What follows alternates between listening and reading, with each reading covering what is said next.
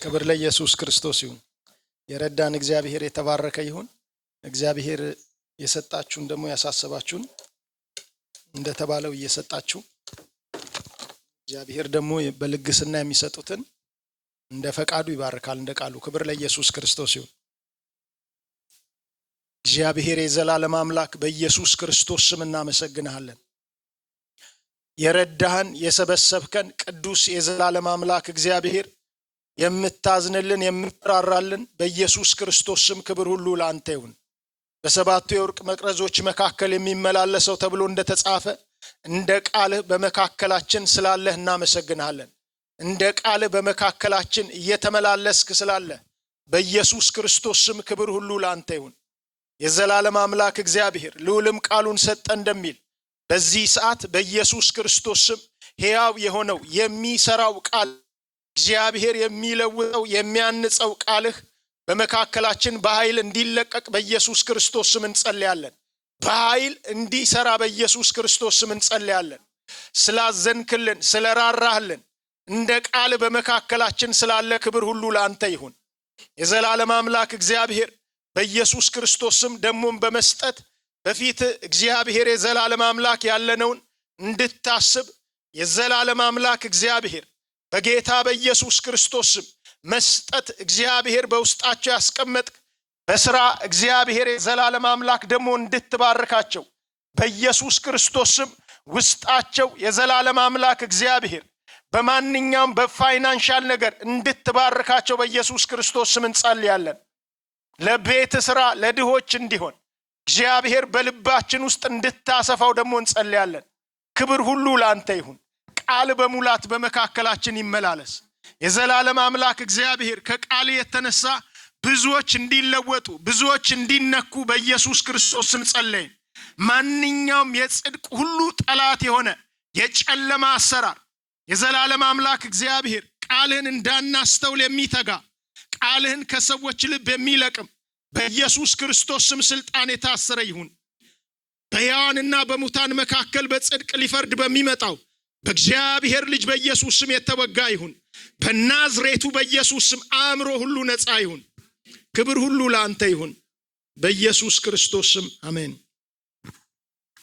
ክብር ለኢየሱስ ይሁን። ይሄ ሶስተኛችን ነው። ስንገናኝ የጀመርኩትን ነው ዛሬ መጨረሰው የጌታ ቀን የሚለውን እዛው ሁለተኛ ጴጥሮስ ምዕራፍ 3 ላይ ያለውን ነው ማተኩረው። ዛሬም እሱን ነው የምንጨርሰው። ሁለተኛ ጴጥሮስ ምዕራፍ 3 ላይ ከቁጥር 10 ጀምሮ ያለውን አንብበን ነው የምንጀምረው። ባለፈው የጌታ ቀን የሚለውን ብዙ አንዳንድ ነጥቦችን ስንመለከት ነበረ። የጌታ ቀን የሚለው በብሉይ ኪዳን በተለይ ብዙ ጊዜ የጌታ ቀኖች አልፈዋል። ብዙ እግዚአብሔር በእስራኤላውያን በመረጣቸው በሕዝቡ ሁሉ ጣልቃ ገብቶ ብዙ የእግዚአብሔር ቀናት አልፈዋል።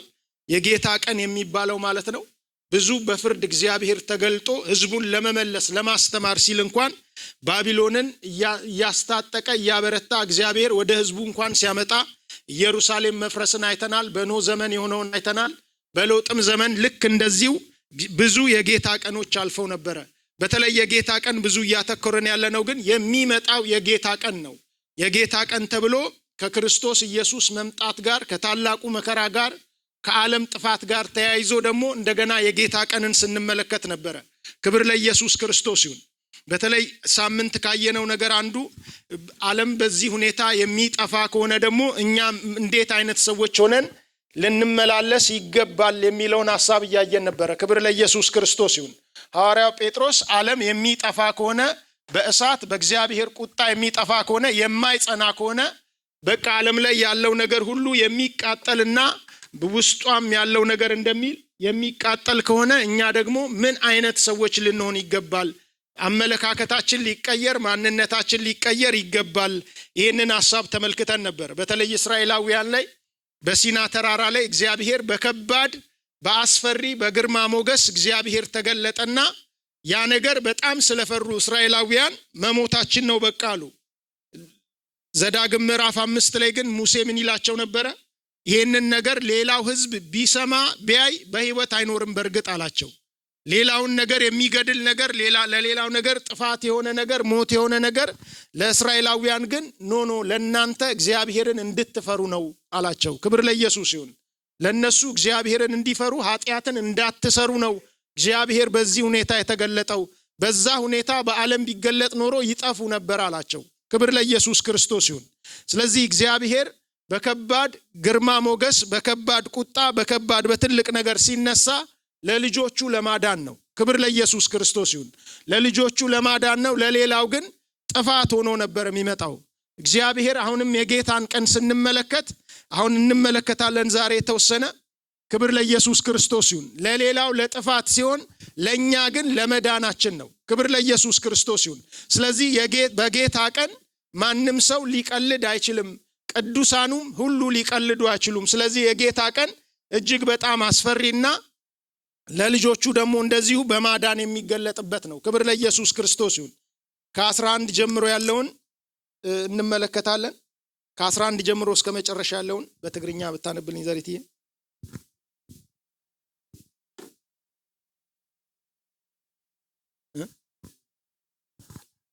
ሁለተኛ ጴጥሮስ ምዕራፍ 3 ከ11 ጀምሮ እስከ መጨረሻው እስከ 18። እኔ በአማርኛ ልጀምር እስከዛ። ከ10 ጀምሮ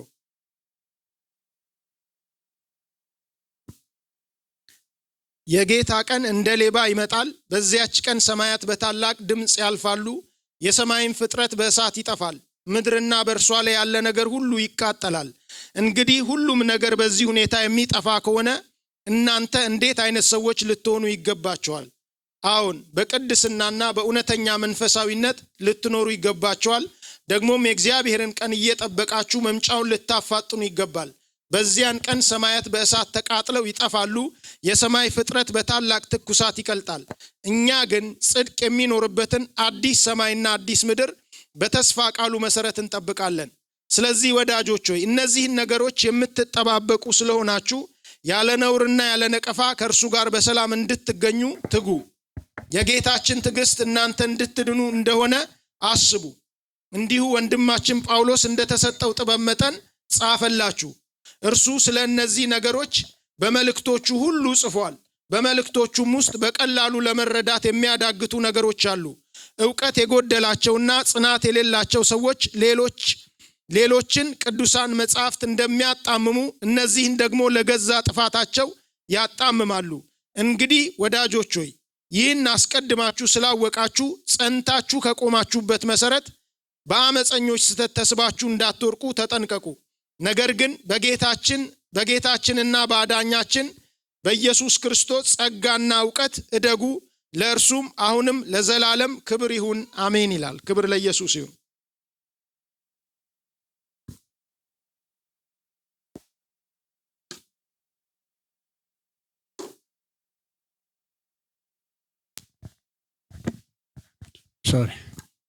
معلت قويتا جنا كم سراق كوينا كتمتسئيا بقى سمايات طوعوا عن نبلة كحلف إيو فترة سماي برسني كمكخ مدرن أبعز الله قبرتاتن كندديو دقيم إذا خلو زفال عليه خاب كونه سليو سمايات بحوي مخيخو زفال عليه اللو فترة سمايات برسني زمكلو نتمتعات معلتي أملاخ أنها تتصبخم وان أنها أقالات أفكم وان بقدوس نبرتن بفرهات اكسيابيرن كما يزبالو تكونوا زقباءكم نحنا قنا كم تتسفعوا صدق زنبرلو حدش سمايات حدش مدرن نتصبه اللونا سلازخا أتم فقراتي نزي أنها تتصبخم سي بزي نورن بزي منكبن بسلام أبكر مئو ختركبو تقادلو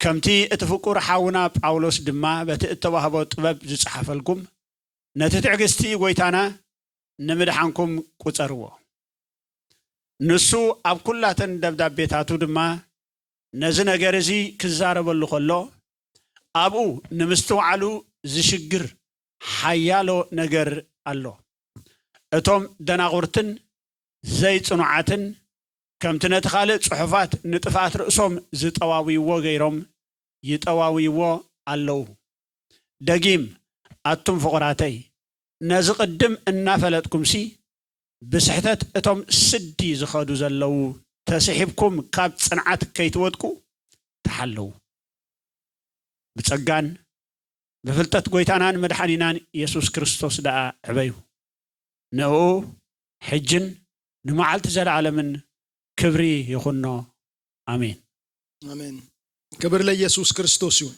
ልክ እዚህ ጋር እንዳየነው ሳምንት እንደተነጋገርነው እንግዲህ ሁሉም ነገር በዚህ ሁኔታ የሚጠፋ ከሆነ እናንተ እንዴት አይነት ሰዎች ልትሆኑ ይገባችኋል ብሎ ሐዋርያው ጴጥሮስ ጥያቄ ያቀርባል ሰዎች ምን አይነት በዚህ ሁኔታ ዓለም የሚጠፋ ከሆነ አንደኛ በታላቅ ቁጣ በታላቅ በእግዚአብሔር ፍርድ የሚጠፋ ከሆነ ሁለተኛ ደግሞ ለዘላለም የማይኖር የማይጸና ነገር ጠፊ አላፊ ስለሆነ እናንተ ከዚህ ነገር የተነሳ ምን አይነት ሰዎች ልትሆኑ ይገባችኋል ይልና አዎን ብሎ ይጀምራል የኛን ኦፒኒየን በእንደዚህ አይነት መልኩ ብለን እኛ ሰዎች የራሳቸውን ነገር እንዳያስቀምጡ መልሱ የተረጋገጠ መልስ ነው ሲጠይቃቸው መልሱ አዎን ሌላ አማራጭ የለንም ምን አይነት አማራጭ አለን በቅድስናና በእውነተኛ መንፈሳዊነት ልንኖር ይገባል ይላል ክብር ለኢየሱስ ይሁን በተለይ የመጀመሪያውን በቅድስና ሲል ቅድስና ማለት ሁላችንም እንደምናቀው መለየት ማለት ነው ከሌላው ሰው መለየት ለእግዚአብሔር መለየት ማለት ነው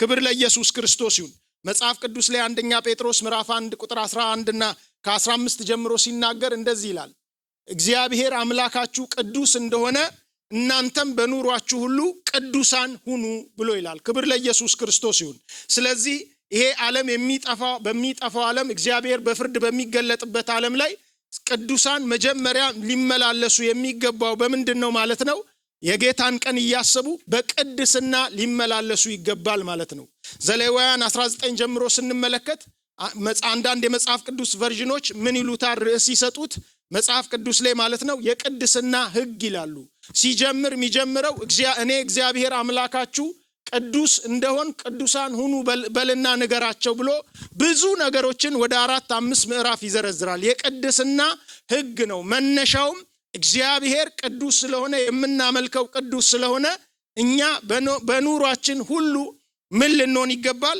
ቅዱሳን ልንሆን ይገባል ክብር ለኢየሱስ ክርስቶስ ይሁን ራእይ ምዕራፍ 22 ላይ ከቁጥር 10 ጀምሮ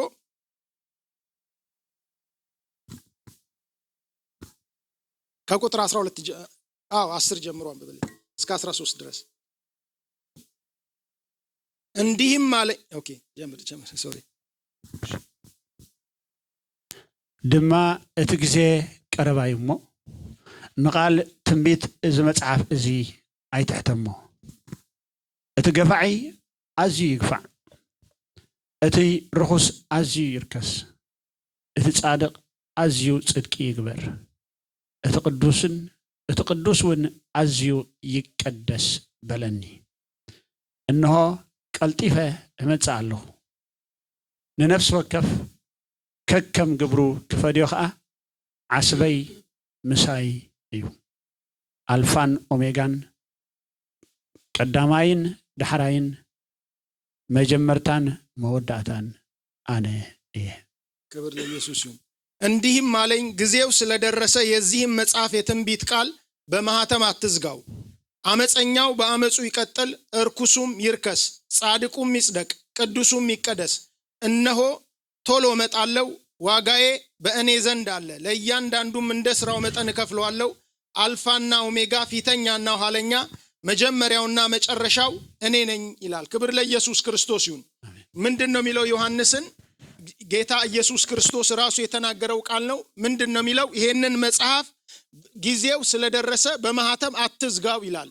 ዳንኤልን መጽሐፍ ቅዱስ ላይ ሄደን ስንመለከት መልአኩ ሁሉንም ነገር ካሳየው በኋላ ምን አለው ጊዜው ገና ስለሆነ ምን አድርገው አለ አትመው ይሄንን ነገር በቃ የተገለጠ እንዳይሆን ማለት ነው ምክንያቱም ለዳንኤል ሄደን ስንመለከት ምንድን ነበር የተነገረው ለዳንኤል ስለ ኢየሱስ ክርስቶስ ተነግሮታል መሲህ እንደሚገደል ተነግሮታል የቅዱሳን ጽድቅ እንደሚደረግ ፍርድ እንደሚደረግ ተነግሮታል ስለ ነጩ ዙፋን ፍርድ ተናግሯል ዳንኤል ስለ 1000 ዓመት መንግስት ተናግሯል ዳንኤል ስለዚህ ይሄንን ነገር ግን የተነገረው ገና ኢቭን ኢየሱስ ክርስቶስ እንኳን የመጀመሪያው መምጣት ወደዚህ ምድር ላይ ሳይመጣ ነበር።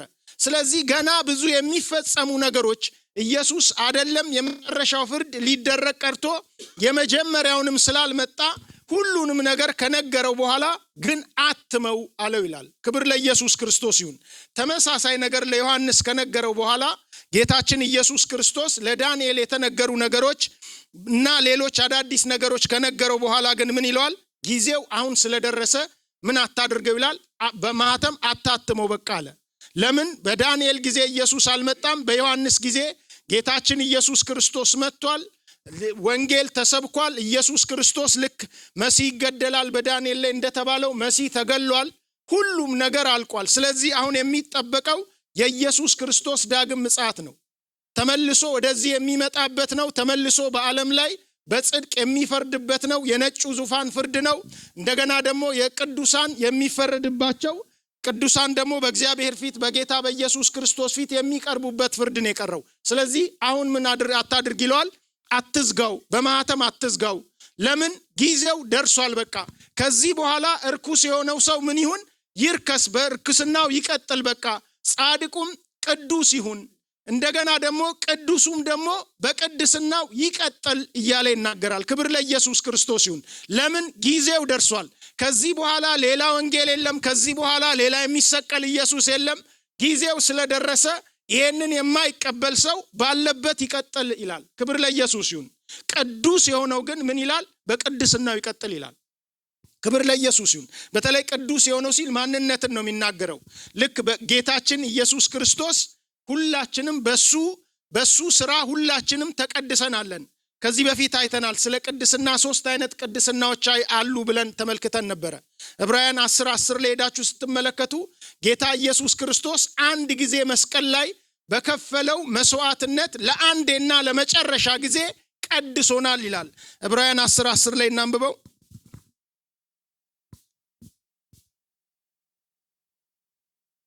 ዕብራውያን ምዕራፍ 10 ላይ እናንብበው። ከ10 እስከ 14 አንብበው ዘሪቲ።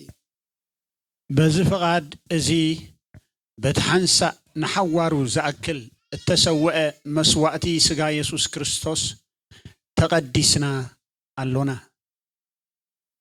ካህን ዘበለ ኩሉ ኣብ ፀፅባሕ እናገልገለ ይቀውም እዩ እሞ ነቲ ሓጢአት ከርሕቕ ከቶ ዘይከኣሎ መስዋዕቲ ብዙሕ ሳዕ የቕርቦ ኣሎ። ክርስቶስ ግና ነቶም ዝቅደሱ ብሓንቲ መስዋዕቲ ንሓዋሩ ፈጸሞም እሞ ንሱ ንሓዋሩ እትኸውን ሓንቲ መስዋዕቲ ስለ ሓጢአት ምስ ኣቕረበ እቶም ጸላእቱ መርገጽ እግሩ ክሳዕ ዝኾኑ እናተጸበየ ኣብ የማን ኣምላኽ ተቐመጠ። መንፈስ ቅዱስ ድማ የምስክረልና ኣሎ። ድሕሪ እተን መዓልትታት እቲኣተን ምሳታቶም ዝኣትዎ ኺዳን እዝዩ ይብል እግዚኣብሔር ንሕጋጋተይ ኣብ ልቦም ክህቦም ኣብ ሓሳቦም እውን ክጽሕፎ እየ ምስ በለ ደጊም ሓጢአቶምን ዓመፃኦምን ከቶ ኣይክዝክርን እየ ይብል። ክብር ለኢየሱስ ክርስቶስ ይሁን። በዚህ ፈቃድ በኢየሱስ ክርስቶስ ሥጋ አማካኝነት ለአንዴና ለመጨረሻ ጊዜ በቀረበው መስዋዕትነት ተቀድሰናል ይልና ቁጥር 14 ላይ ደግሞ ምክንያቱም በአንዱ መስዋዕት እነዚያን የሚቀደሱትን ለዘላለም ፍጹማን አድርጓቸዋል ይላል። ክብር ለኢየሱስ ክርስቶስ ይሁን። ከኛ ማንነት ጋር ከኛ ስራ ጋር ከኛ ምንም ነገር ጋር የተገናኘ ነገር የለም። የሰው ልጆች ኃጢአተኛ የሆኑ የሰው ልጆችና እግዚአብሔር ቅዱስ የሆነው እግዚአብሔር አምላክ አለ። መሃል ላይ ግን መስዋዕት ሆኖ ካህን ሆኖ የገባው ጌታችን ኢየሱስ ክርስቶስ አለ። ምን ይላል? በዚህ ፈቃድ ማለት ጌታ ኢየሱስ ክርስቶስ ወደ ላይ ከ5 ጀምሮ ስታነቡ እግዚአብሔርን ምን ይላል? በዓለም ላይ በሚደረገው በአይሁዳውያን ስርዓት በሚደረገው እንስሳት በሚሰዋበት በኮርማ ፍየል እንደዚህ በሚሰዋበት መስዋዕት ደስ አልተሰኘህም ይላል። በቃ ደስ አልተሰኘህም። በፈቃዳቸው አይደለም የሚሰውት። የሰውን ኃጢአት ደግሞ ሊያርቁ አይችሉም። የእግዚአብሔርን ቁጣ ብቻ ለጊዜው ያደርጋሉ። ስለዚህ አንተ ደስ አልተሰኘህም። እኔ ግን አሁን ፈቃድህን ላደርግ መጥቻለሁ። እግዚአብሔር የሚፈልገው አንዴና እስከ መጨረሻው ሰው ልጆች እንዲቀደሱ ይፈልጋል። ከኃጢአት እንዲላቀቁ ከሱ ጋር እርቅ እንዲያደርጉ ይፈልጋል። ስለዚህ ጌታ ኢየሱስ ምን አለ? ፈቃድህን ላደርግ መጥቻለሁ አለ። ስለዚህ በዚህ ጊዜ እግዚአብሔር ደግሞ ምን አዘጋጀለት ይላል? ስጋን አዘጋጀለት ይላል። ኢየሱስን ማለት ነው። ሊሞት እንዲችል ኢየሱስ ክርስቶስ እንዲደማ መስቀል ላይ እንዲሞት ስጋን አዘጋጀህልኝ ይላል። ስለዚህ በዚህ መሰረት ጌታ ኢየሱስ ክርስቶስ ለአንዴና ለመጨረሻ ጊዜ መስቀል ላይ በፈሰሰው ደም ምክንያት አንዴና ለመጨረሻ ጊዜ ተቀድሰናል ይላል። ክብር ለኢየሱስ ክርስቶስ ይሁን። ቅዱሳን ሆነናል ይላል። ፖዚሽናል የሆነ ማለት ነው። ከዚህ በፊት ዘሪትም የተወሰነ ሰብኮታል። አንዴና ለመጨረሻ ጊዜ ማንነታችን ቅዱስ ሆነናል። ክብር ለኢየሱስ ይሁን። ሰው ገባውም አልገባውም፣ ተሰማውም አልተሰማውም፣ እግዚአብሔር ልጁን ልኮ ባደረገው መስዋዕትነት ለአንዴና ለመጨረሻ ጊዜ ቅዱሳን ሆነናል። ስለዚህ እዚህ ጋርም ሲናገር የሚለው እንደዛ ነው። ቅዱሱ ይቀደስ የሚለው ምን ማለት ነው? እግዚአብሔር ቅዱስ ያደረጋቸው ቅዱሳን የሆኑ በስራቸው እየተቀደሱ ይዱ። ለምን? ጊዜው ደርሷል አሁን። ክብር ለኢየሱስ ክርስቶስ ይሁን። ጻድቅ የሆነውም በቃ በጽድቁ ይቀጥል፣ የጽድቅን ስራ ያድርግ፣ የጽድቅ ነገር ይናገር፣ የጽድቅን ስራ እየሰራ ይኑር ይላል። ክብር ለኢየሱስ ክርስቶስ ይሁን። ስለዚህ ሐዋርያው ጴጥሮስ ምን ይላል? ጊዜው ስለደረሰ እግዚአብሔር በፍርድ ስለሚገለጥ ያውም በከባድ ፍርድ ስለሚገለጥ ምን አይነት ሰዎች መሆን አለብን? በቅድስና ልንመላለስ ይገባል ይላል። ሁለተኛ ተሰሎንቄ ላይ ዕብራውያን 12 ላይ ዕብራውያን 12 ቁጥር 14 ላይ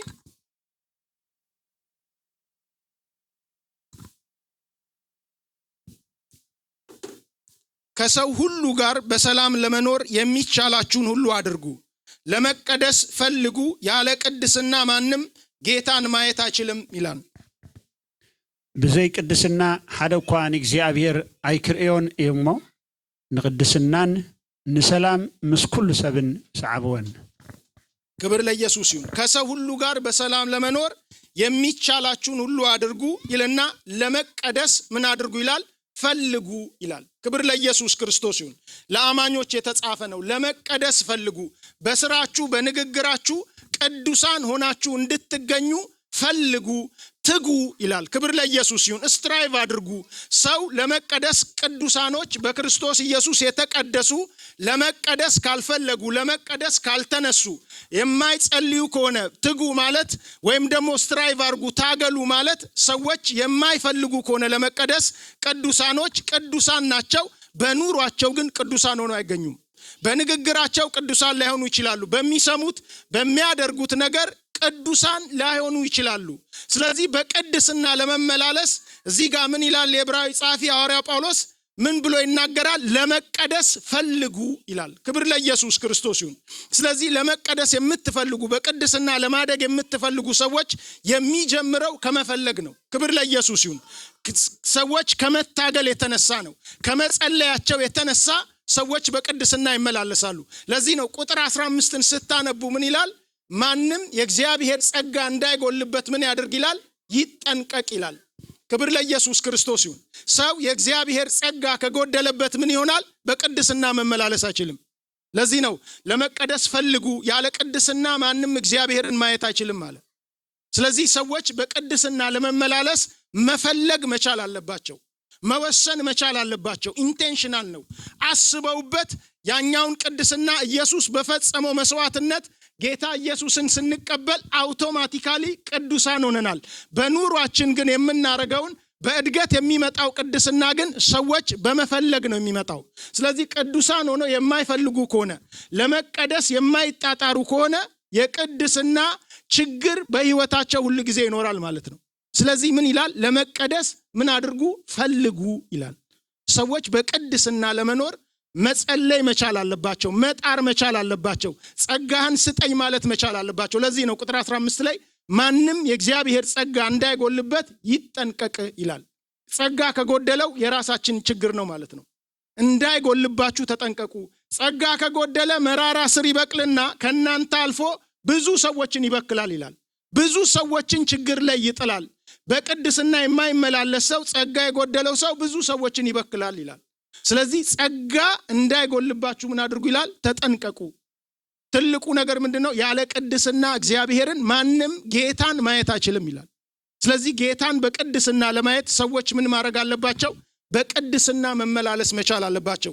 መዝሙር 24 ላይ ምን ይላል? ማን ነው በተቀደሰው ስፍራ የሚቆመው ይላል። መዝሙር 24 ላይ ቁጥር 3 ላይ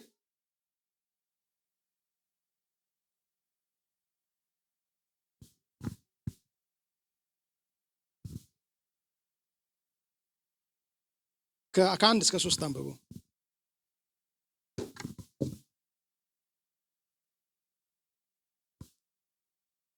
እግዚአብሔር ንምድሪ ኣብ ባሕሪ ሰሪትዋ ኣብ ወሓይዙን ኣጽኒዕዋ እሞ ንሳን መልዓታን ዓለምን ዝነብርዋን ናቱ እዮም።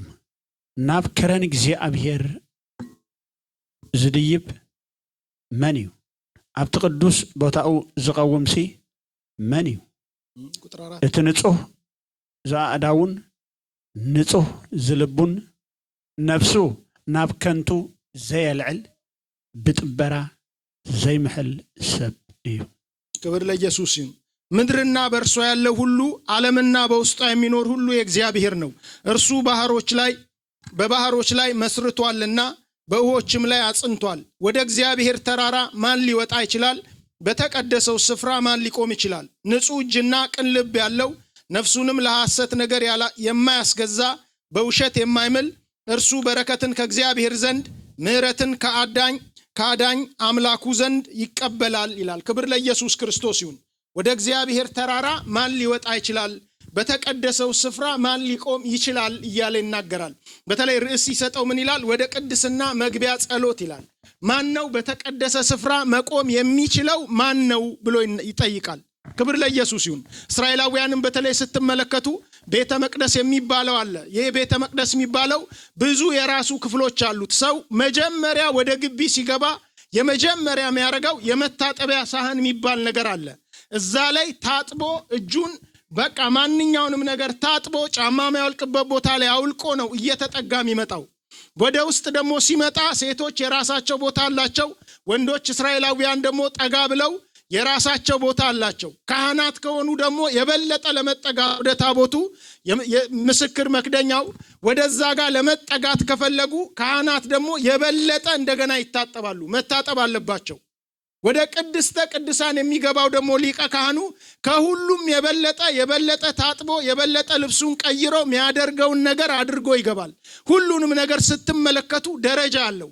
ወደ ታቦቱ ለመቅረብ በጣም ትልቅ ደረጃ አለው። የሚደረገው ሩቅ እንዳለው ሰው አይደለም። በመቀረቡ ቁጥር ሰዎች እየተቀደሱ እየታጠቡ ልብሳቸውን ሁሉ እየቀየሩ ለዛ ቀን ብቻ የሚሆን ሊቀ ካህኑ ደግሞ ያደርጋል። ልክ እንደዛ ነው። በተቀደሰው ስፍራ ማን ነው መቆም የሚችለው? እግዚአብሔር ቅዱስ ነው። በተቀደሰው ስፍራ መቆም የሚችለው ሰው ምን አይነት ሰው ነው ይላል? ንጹህ እጅና ቅን ልብ ያለው ነፍሱንም ለሐሰት ነገር የማያስገዛ በውሸት የማይምል እያለ ይሰረዝራል። እዚህ ጋር ስትመለከቱ የሰዎችን ፈቃድ ነው የሚናገረው። ሰዎች ሆን ብለው ነፍሳቸውን ለሐሰት ነገር የማያስገዙ በውሸት የማይምሉ ምን ማለት ነው? በሌላ አናገር ወስነው ቆርጠው የሚያደርጉ ሰዎች ናቸው እንጂ አውቶማቲካሊ ዝም ብለው በተቀደሰ ስፍራ የሚያቆማቸው ሌላ ነገር የለም። በክርስቶስ ኢየሱስ ቀድሶናል፣ በእግዚአብሔር ፊት አቁሞናል። ሰዎች የተለየ ሪሌሽን ከእግዚአብሔር ጋር ከፈለጉ መቅረብ ከፈለጉ ቅዱሳን ምን ማድረግ አለባቸው? ለመቀደስ መፈለግ አለባቸው። ክብር ለኢየሱስ ክርስቶስ ይሁን። ስለዚህ አንዱ በዚህ በመጨረሻው ዘመን በዚህ ጥፋት ሊመጣ ባለበት ዘመን ቅዱሳን ምን አይነት ማንነት ሊኖረን ይገባል? ቅድስና ልንመላለስ ይገባል ይላል። ከመጨረሻው ከጥፋቱ ጋር አያይዞ ነው የሚናገረው። ከፍርዱ ጋር አያይዞ ምን አይነት ሰዎች ልትሆኑ ይገባል? አሁን አንዱ በቅድስና ልንመላለስ ይገባል ይላል። ሮሜ ምዕራፍ 6 ላይ ሮሜ ምዕራፍ 6 ቁጥር 22 ላይ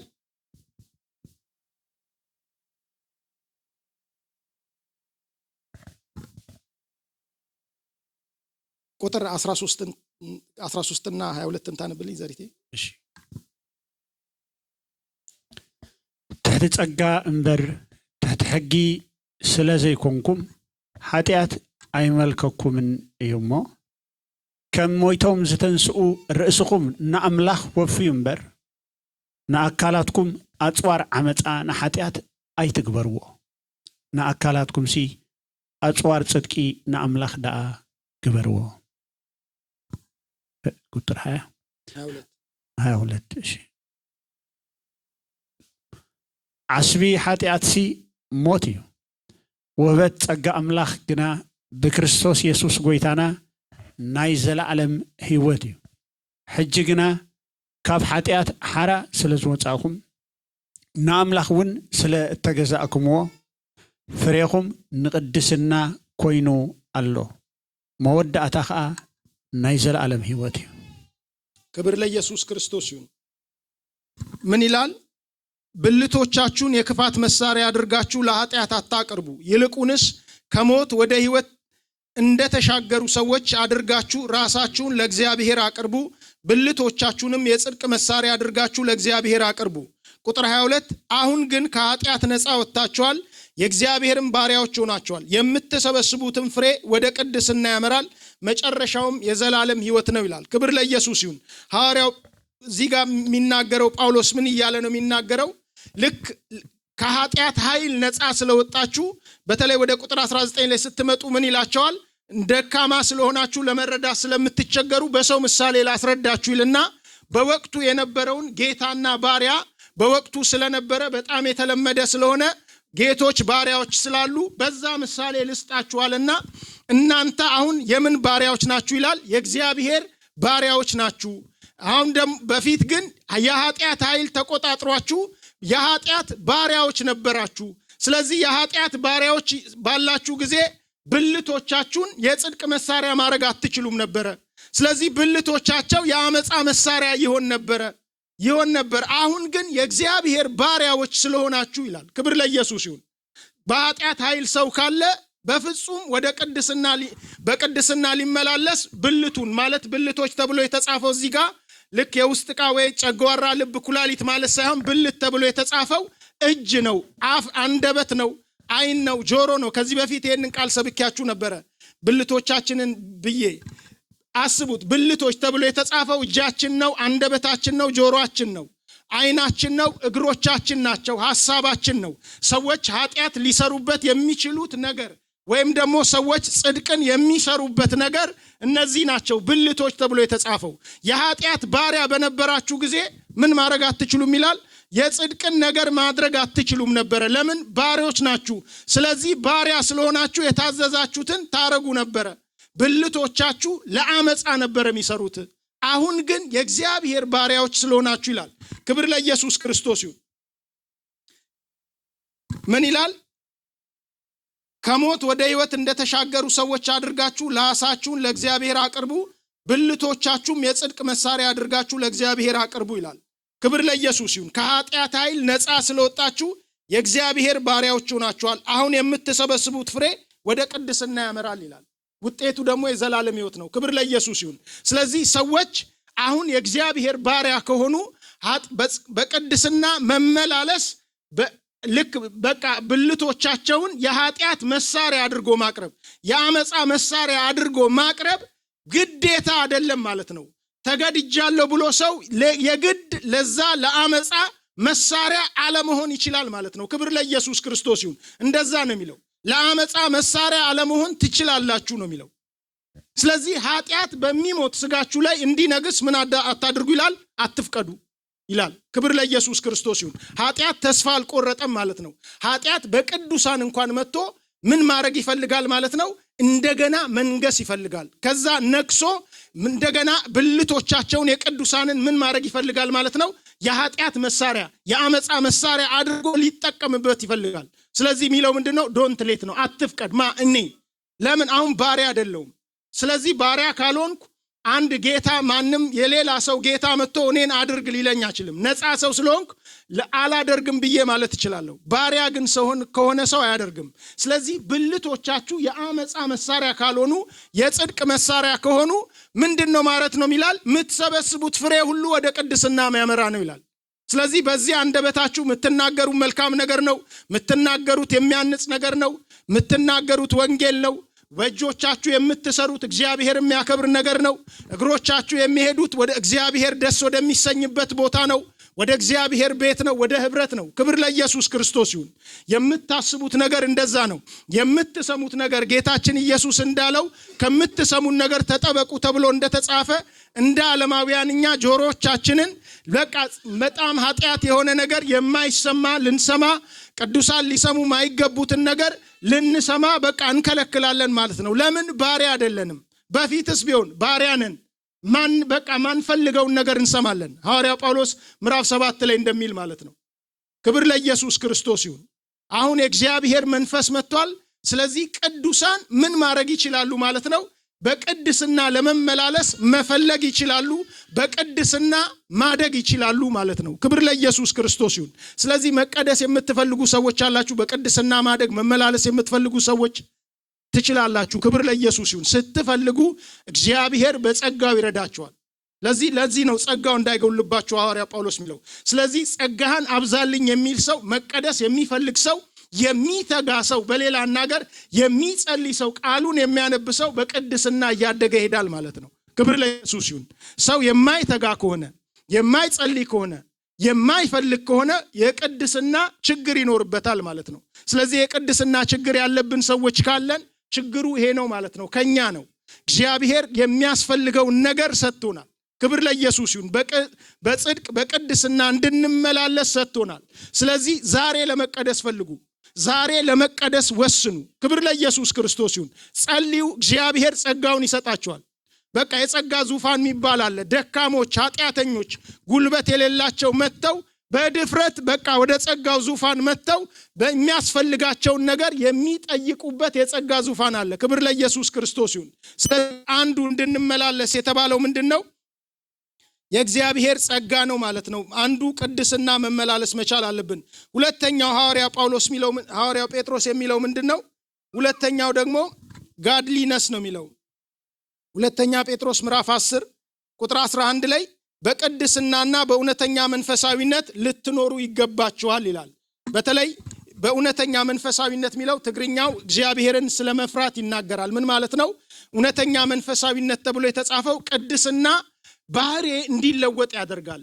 ቅድስና ሰዎች አንድ ሰው በቅድስና የሚመላለስ ከሆነ አነጋገሩን አይተን፣ የሚሄድበትን ቦታ አይተን፣ የሚሰማውን ነገር የሚያየውን ነገር አይተን በቅድስና እየተመላለሰ ነው ብለን አፋችንን ሞልተን መናገር እንችላለን።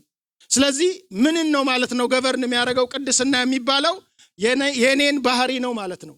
የኔን ባህሪ ከሰው ጋር ያለኝን ኑሮ የምናገረው የማደርገው ነገር ነው ማለት ነው። እዚህ ጋር ግን እንደምንመለከተው ቁጥር 11 ላይ ያለው በእውነተኛ መንፈሳዊነት ወይም ጋድሊነስ የሚለው ፈርሃ እግዚአብሔር ማለት ነው። ከውስጥ የሆነ ልክ ተራራው ሲጤስ አይተው፣ ሲቃጠል አይተው፣ ነጎድጓዱን አይተው በውጭ የሚፈሩት አይነት ፍርሃት ሳይሆን አሁን እግዚአብሔርን በመምሰል በመኖር እውነተኛ ከውስጥ የሆነ ፍርሃት ማለት ነው። ክብር ለኢየሱስ ይሁን። ስለዚህ ልብን ነው ማለት ነው። ሐሳብን ነው፣ የሰውን አቲቲዩድ ነው ማለት ነው የሚያደርገው። ስለዚህ የዚህ ነገር ተቃራኒው መጽሐፍ ቅዱስ ላይ ሄዳችሁ ስትመለከቱ የአምልኮ መልክ አላቸው፣ ኃይሉን ግን ክደውታል እንደሚል እግዚአብሔርን መምሰል ያስመስላሉ የሚባሉ አይነት ሰዎች ናቸው ማለት ነው። ምክንያቱም ይሄ የልብ ነገር ስለሆነ ሰው ሁለተኛ ጢሞቴዎስ ላይ ጥሩ ቃል አለ። እዛ ጋር እንመልከተው። ክብር ለኢየሱስ ይሁን። ሁለተኛ ጢሞቴዎስ ምዕራፍ 3 ላይ ከ1 እስከ 5 ያለውን ታነብልኝ። ቁጥር 5 ነው በደንብ ፈልገው።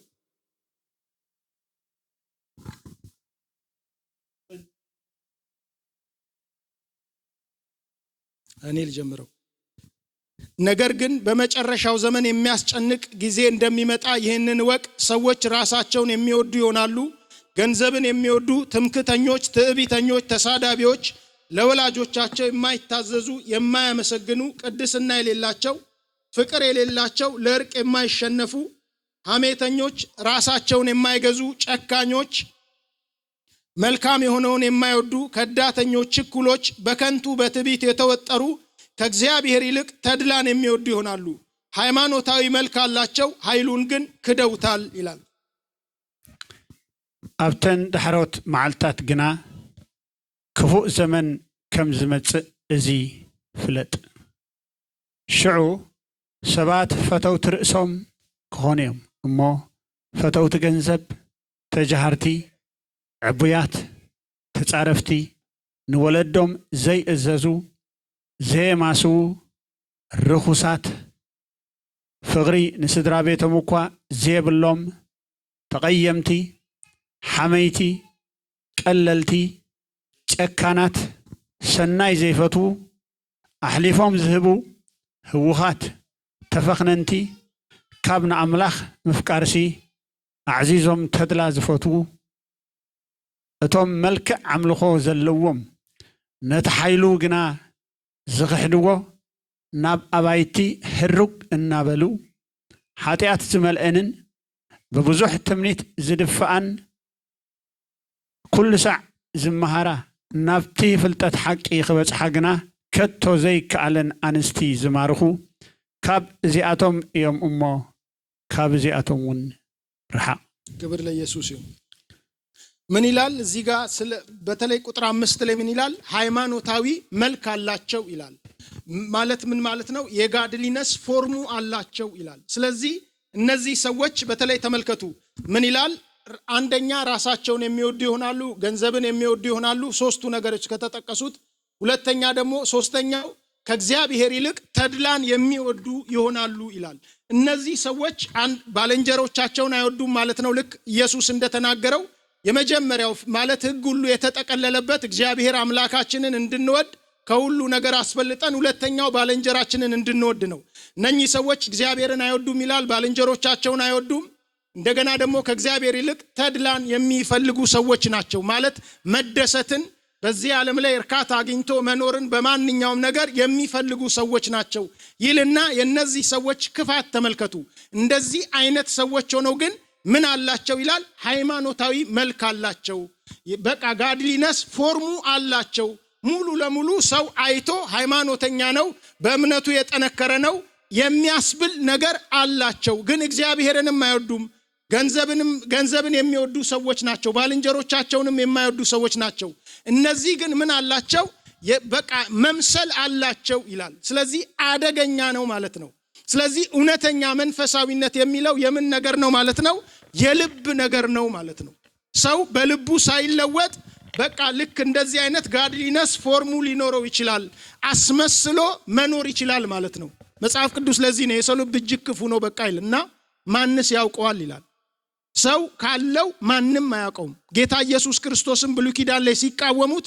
የሚቃወሙት እነሱ ለራሳቸው ቀንተው ነው ኢየሱስ ብዙ ተደጋፊ ያገኘ ብዙ ህዝብ ወደ ኢየሱስ ይሄዳል ግን ስለቀኑበት ኢየሱስን የሚከሱት ሕግ ቃል እየጠቀሱ ነበር ሰንበትን ሽሯል ይሉታል ሰውን አምጥተው በሰንበት በቃ ሊያሰናክሉት ሰው እንዲሰናከል ኢየሱስን እንዳይቀበለው ብዙ ነገር ለማድረግ የሚጠቅሱት የሚመጡት እንደ እግዚአብሔር ሰው ሆነው ነበር ስለዚህ ሰዎች ይሄ ነገር እውነተኛ መንፈሳዊነት የሚለው ነገር የውስጥ የልብ ነው ማለት ነው እኔ አንድን ሰው ወዳለው ብሎ እግዚአብሔር ነው የሚያውቀው ሰምታችሁ ሊሆን ይችላል ስጦታ ልሰጠው ይችላልው ላደንቀው ይችላልው በቃሌ እውነት ልውደደው አልውደደው ግን እግዚአብሔር ነው የሚያውቀው የልብ ስለሆነ ማለት ነው ስለዚህ እውነተኛ መንፈሳዊነት ጋድሊነስ የሚለው በውስጥ ያለ ነገር ነው ማለት ነው ሰው ቅዱሳን የመጨረሻው ዘመን ደርሶ የእግዚአብሔር ፍርድ ሊገለጥ ሲል በእውነተኛ መንፈሳዊነት ሊመላለሱ ይገባል ማለት ነው ስለዚህ ሰው ምናልባት አዝኖ ሰው ከሰው ጋር ተጣልቶ ሊዘምር ይችላል ሊያገለግል ይችላል ሊሰብክ ይችላል ማለት ነው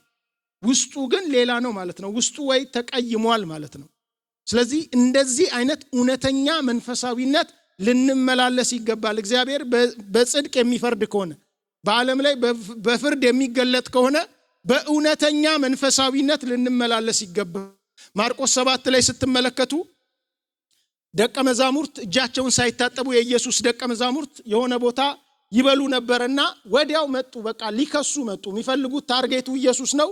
መተው ደቀ መዛሙርት የአባቶችን ወግ ተላልፈው እጃቸውን ሳይታጠቡ እየበሉ ነው አሉት ይላል። ለኢየሱስን ነው መክሰስ የፈለጉት እነሱ። ያንተ ደቀ መዛሙርት እንደዚህ ያደርጉም ነው።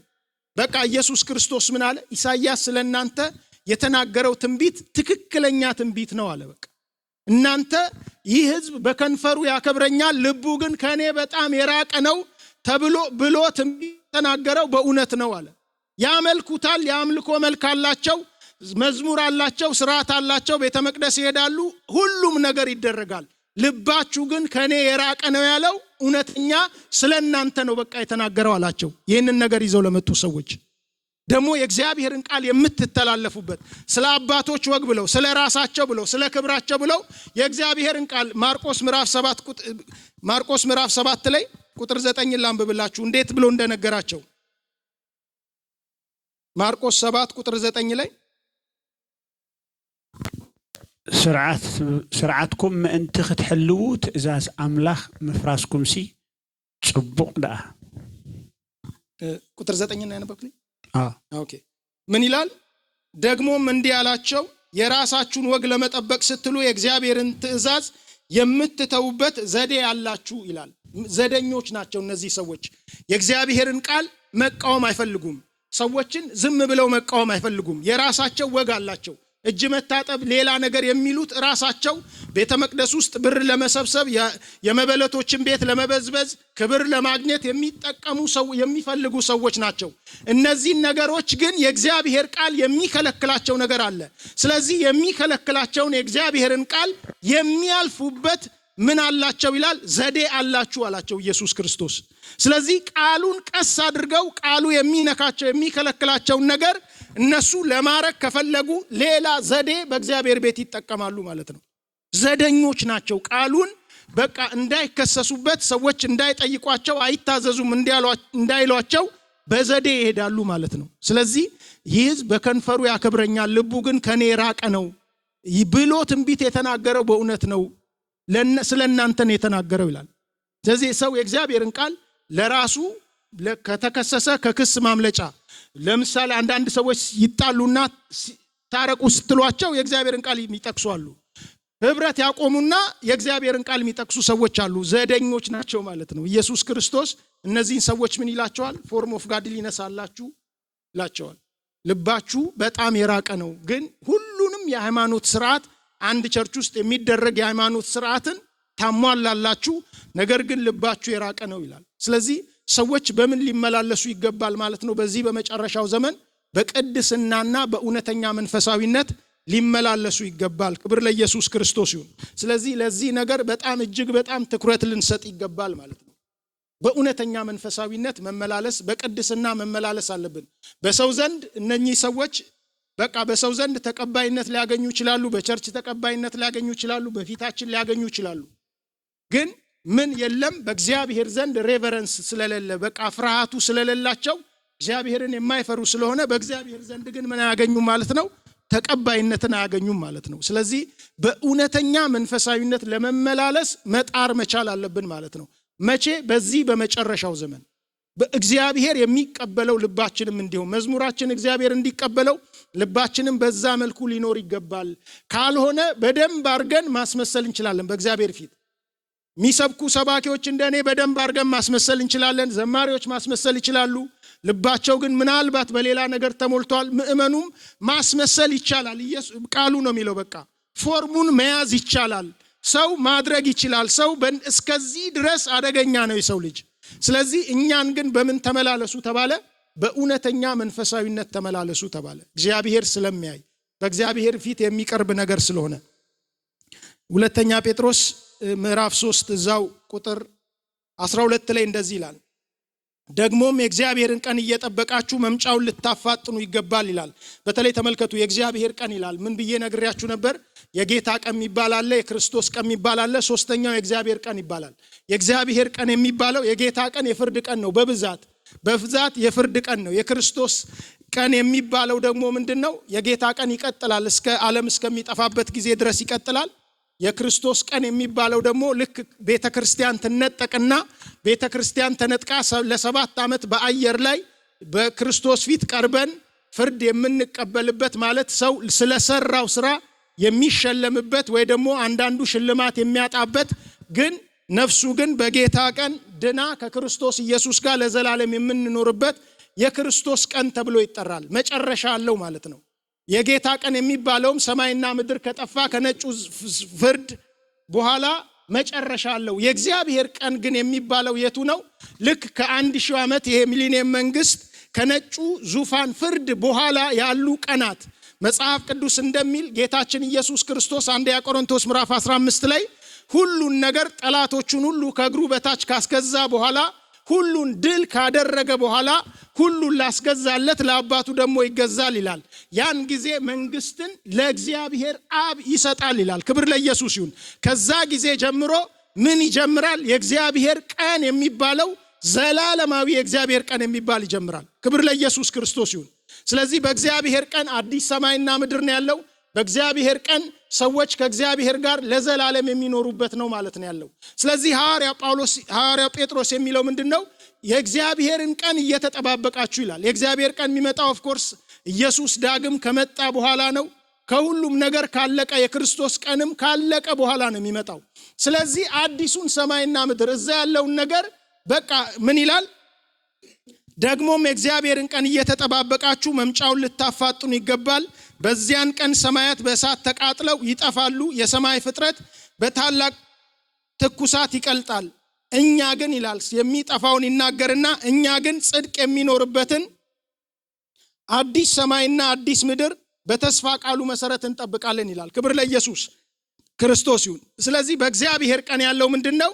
አዲስ ሰማይና ምድር ነው ያለው። እንደ ተስፋ ቃሉ እግዚአብሔር በብሉይ ኪዳን ደጋግሞ እንደተናገረው አዲስ ሰማይና ምድርን እፈጥራለሁ ብሎ እንደተናገረው ተስፋ ቃል አለን ይላል ሐዋርያ ጳውሎስ። እንደ ተስፋ ቃሉ የሚለው ብሉይ ኪዳንን እየጠቀሰ ነው። ይህንን የተስፋ ቃል ያገኘው ሐዋርያ ጳውሎስ ተስፋ ሰጥቶናል፣ በተስፋ ቃሉ መሰረት አዲስ ሰማይና ምድርን እንጠብቃለን ይላል። የእግዚአብሔር ቀን የሚጀምርበትን እንጠብቃለን። ስለዚህ የምንጠባበቀው አዲስ ሰማይና ምድር ስለሆነ መምጫውን ልናፋጥን ልንጠባበቅ ይገባል ይላል። ክብር ለኢየሱስ ክርስቶስ ይሁን። ስለዚህ አዲስ ሰማይና በተለይ ምድር ብሎ ሲል ምን ማለት ነው? ልክ እንደዚህ ይሄ ምድር ይቃጠላል ያልፋል፣ ሌላ አዲስ ሰማይና ምድር እንደዚህ አይነት ይመጣል ማለት አይደለም። በተለይ የግሪኩ ትርጉም አዲስ የሚለው በቃ በኳሊቲም ሌላ አዲስ ማለት ነው። በተለይ ስትመለከቱ ራእይን ስታጠኑ በአዲሱ ሰማይና ምድር ፀሐይና ጨረቃ የሚባል ነገር የለም ይላል መጽሐፍ ቅዱስ ሲናገር። በጉ ራሱ ያበራላታል ይላል። በአዲሱ ሰማይና ምድር ባህር የሚባል ነገር የለም ይላል። ስለዚህ የሚመጣው መልካም ምድሩ ራሱ ይሄ መሬት የሚባለው አዲሱ ሰማይና ምድር የሚባለው ራሱ የተለየ ነው። አናቀውም። አሁን ምን አይነት ይመስላል እዚህ ምድር ላይ ስለኖርን ልንገምት እንችላለን። ቃሉም ስለሚለን የማይኖሩ ነገሮች አሉ። እዛ ላይ የማይኖሩ ጌታችን ኢየሱስ ያበራል፣ ብርሃን የለም፣ ልክ ፀሐይ የለም፣ ጨረቃ የለም፣ ከዋክብት የሉም፣ ራሱ ነው የሚያበራው። ባህር የሚባል ነገር የለም። ስለዚህ ልንገምት እንችላለን። ግን አዲስ ማለት አዲስ ነው። ክብር ለኢየሱስ ክርስቶስ ይሁን። በኳሊቲም አዲስ ነው። ፎርሙ ሁሉም ነገሩ አዲስ ነው። ይሄ ሲያልቅ ልክ አዲስ ነገር ልብስ ሲያልቅ ሸሚዝ ሌላ ሸሚዝ እንደምገዛው አይደለም። ሸሚዝ ነው በቃ መገዛው፣ ግን አዲስ ሆነ። እንደዚህ ሳይሆን የተለየ ነገር ነው ማለት ነው የሚመጣው። ስለዚህ ይሄንን ነገር ምን ልታደርጉ ይላል?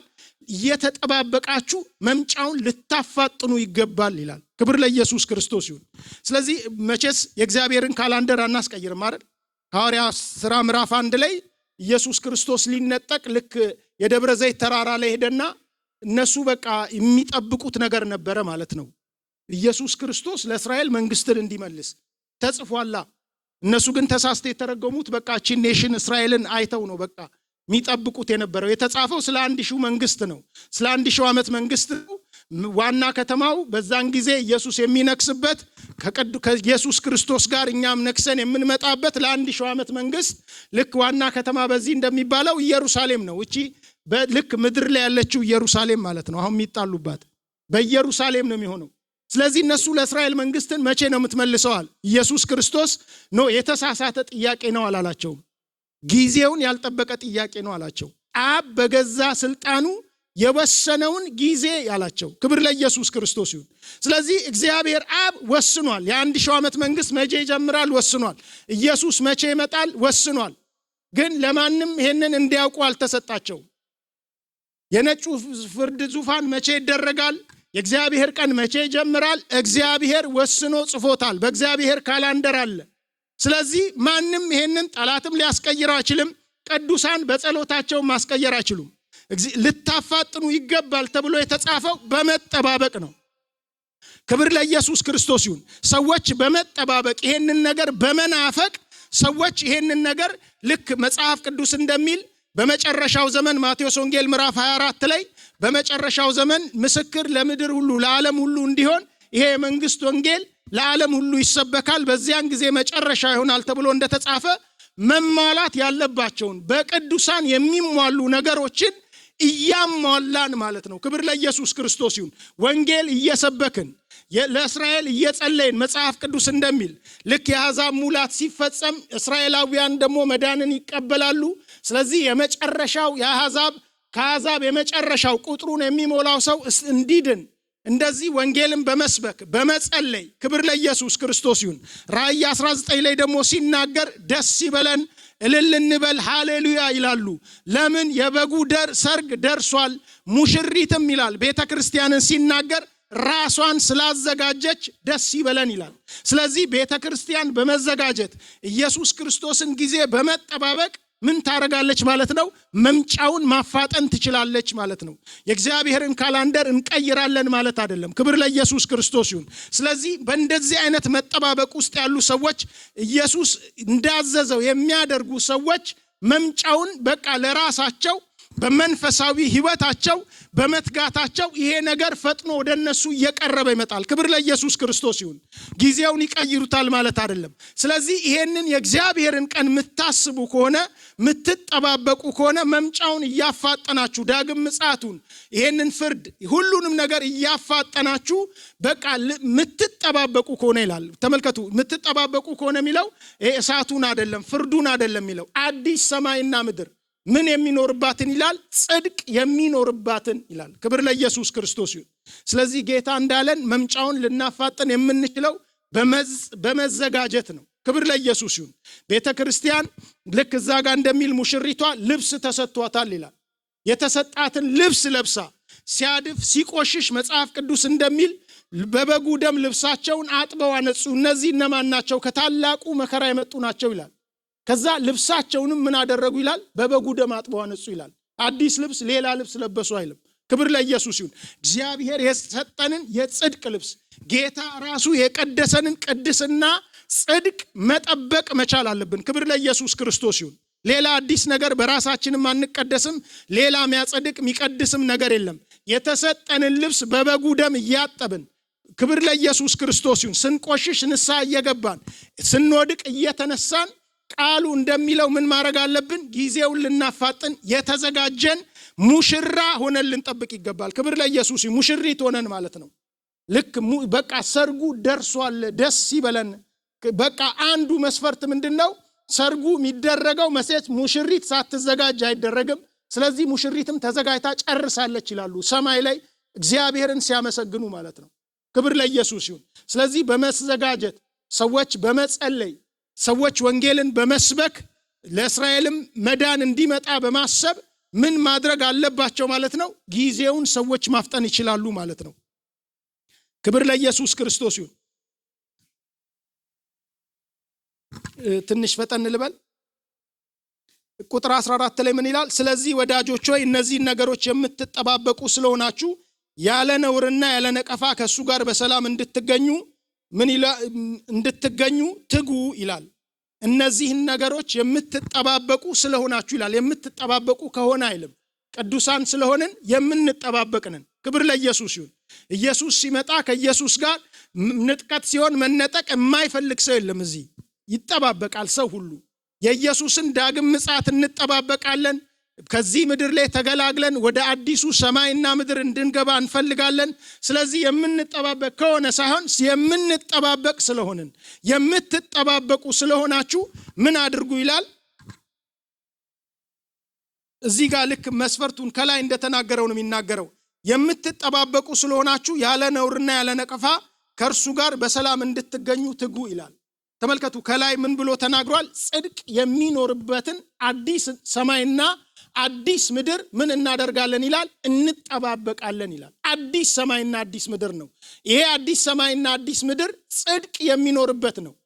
ጽድቅ ብቻ የሚኖርበት ነው። ራእይ ምዕራፍ 21 ቁጥር 27 ላይ ራእይ 21 ላይ ቁጥር 27 የመጨረሻው ቁጥር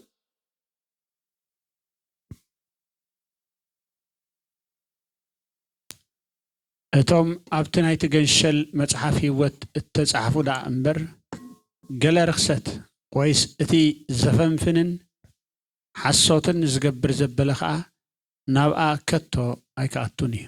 ክብር ለኢየሱስ ይሁን። ርዕስ ሲሰጠው አዲሲቱ ኢየሩሳሌም ይላል። በበጉ የህይወት መጽሐፍ ከተጻፉት በስተቀር ርኩሰትን የሚያደርግና ውሸትን የሚናገር ከቶ አይገባበትም ይላል። ጽድቅ የሚኖርባት ከተማ ስለሆነች ጽድቅ ብቻ የሚኖርበት ቅድስና ብቻ የሚኖርበት ከተማ እግዚአብሔር በጉ ኢየሱስ ክርስቶስ ከቅዱሳኑ ጋር የሚኖርበት ቦታ ስለሆነች የጽድቅ ቦታ ስለሆነ በበጉ በቃ መስፈርቱ ሁለት ነው። ምን ይላል? በህይወት መጽሐፍ ስማቸው የተጻፈ በበጉ መጽሐፍ ስማቸው የተጻፈ ናቸው እንጂ ሌሎች ምን የሚያደርጉ ይላል? እርኩሰትን የሚያደርጉ ውሸትን የሚናገሩ ከቶ አይገቡባትም ይላል። ክብር ለኢየሱስ ክርስቶስ ይሁን። እንደዚህ የሚያደርጉ አይገቡባትም። ስለዚህ ይሄንን ነገር የምትጠባበቁ ከሆነ እናንተም በምን ተመላለሱ ይላል? ያለ ነውር ተመላለሱ ይላል። ክብር ለኢየሱስ ይሁን። ቁጥር 14 ላይ ያለ ነውርና ያለ ነቀፋ ከእርሱ ጋር በሰላም እንድትገኙ ተመላለሱ ይላል። ክብር ለኢየሱስ ይሁን። በተለይ ነውር ማለት ነውርና ነቀፋ ማለት ነቀፋ ታውቃላችሁ። ነቀፋ ማለት ሰዎች ካለባቸው ችግር የተነሳ ቆሻሻ ሊሆን ይችላል፣ ሌላ ነገር ሊሆን ይችላል። ሰዎች አይተው ሰዎችን ይነቅፋሉ። የሚያስነቅፍ ነገር አለባቸው ማለት ነው። እንደገና ደግሞ ምን ይላል? ያለ ነውርና ያለ ነቀፋ ይላል። ነውር ደግሞ በተለይ እዚህ ጋር እንግሊዘኛው በትክክል ነው የሚጠቅሰው የውስጥ ነገር ነው። ፒውር የሆነ ነገር በቃ ንጹህ ልብ የሚለው መጽሐፍ ቅዱስ ማለት ነው። ልበ ንጹዎች ብፁዓን ናቸው እግዚአብሔርን ያዩታል ተብሎ እንደተጻፈ ሰዎች ልበ ንጹህ የሆኑ ሰዎች ደግሞ ከልብ ነው ማለት ነው። ስለዚህ ወደ አዲሱ ኢየሩሳሌምን የምትጠባበቁ ሰዎች ከሆናችሁ ከአሁኑ ምን ማድረግ አለባችሁ ነው የሚለው? መለማመድ መቻል አለባችሁ። ምን በማድረግ ይላል? በቅድስና በመመላለስ ነው ይላል። ክብር ለኢየሱስ ክርስቶስ ይሁን። ያለ ነውርና ያለ ነቀፋ በመመላለስ ነው ይላል። ሁለተኛ ጴጥሮስ ኤፌሶን ምዕራፍ 1 ቁጥር 4 ላይ እግዚአብሔር አስቀድሞ ዓለም ሳይፈጠር ሲመርጠን መስፈርት ነበረው። ሲመርጥ ራሱ ሰዎች የሚኖሩበትን ነገር ሁሉ አዘጋጅቶ ነበር። ኤፌሶን ምዕራፍ 1 ቁጥር 4 ላይ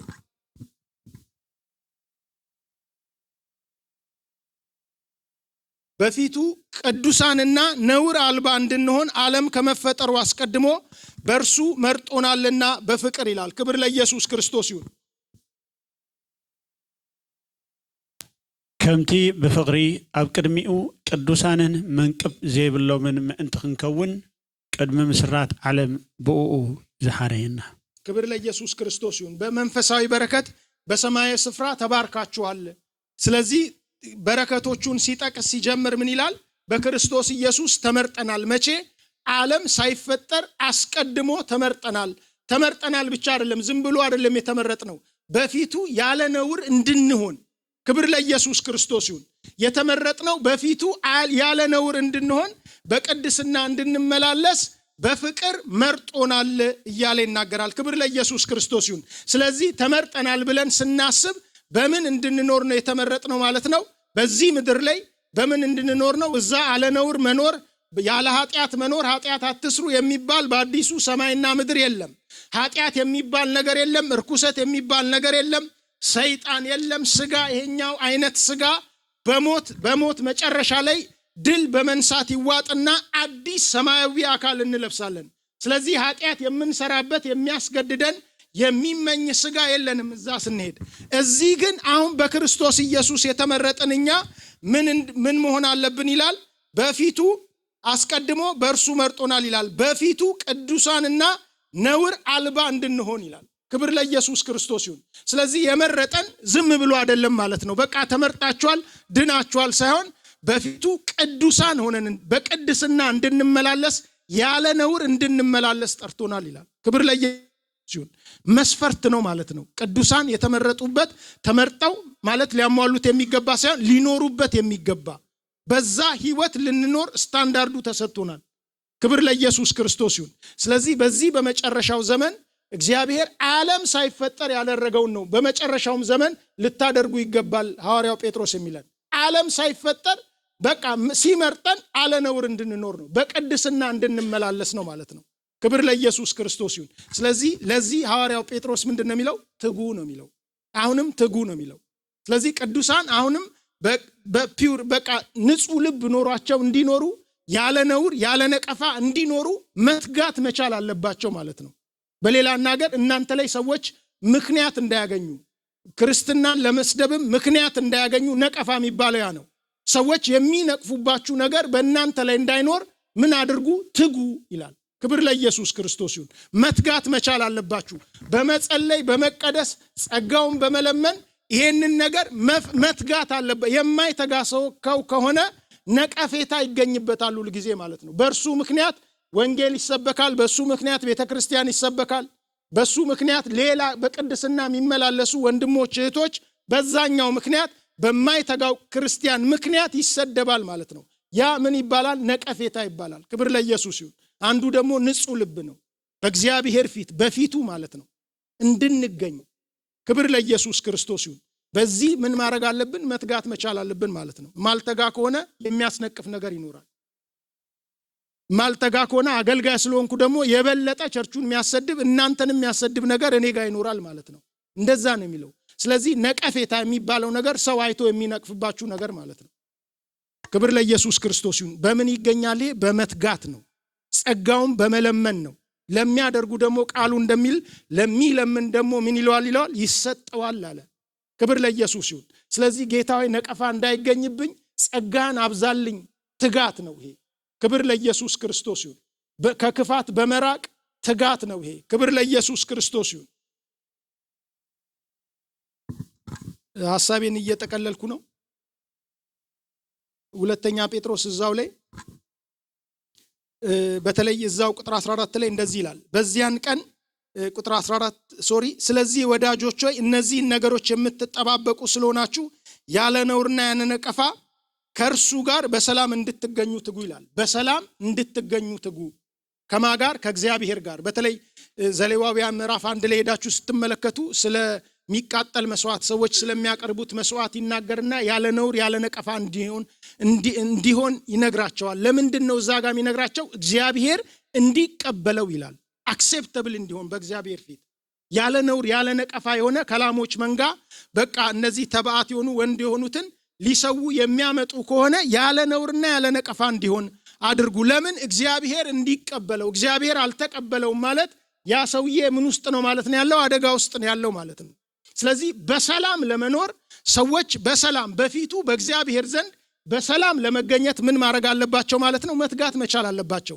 በተለይ 3 የሰላም አይነት ከዚህ በፊት አይተናል። ትዝ ይለኛል ካረሳችሁት፣ ጊዜው ረዘም ብሏል። የመጀመሪያው ሰላም ምን አይነት ሰላም ነው ብለናል? ሮሜ ምዕራፍ 5:1 ላይ ያለው እንግዲህ በእምነት ከጸደቅን ከእግዚአብሔር ጋር ሰላም አለን ይላል። ክብር ለኢየሱስ ይሁን።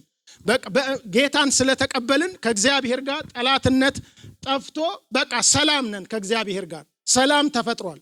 ኃጢአት ብንሰራ ምናልባት ብንወድቅ እግዚአብሔር መልሶ እንደ ጠላት መልሶ እንደማያምኑ ሰዎች አያንም። ሰላም ተፈጥሯል።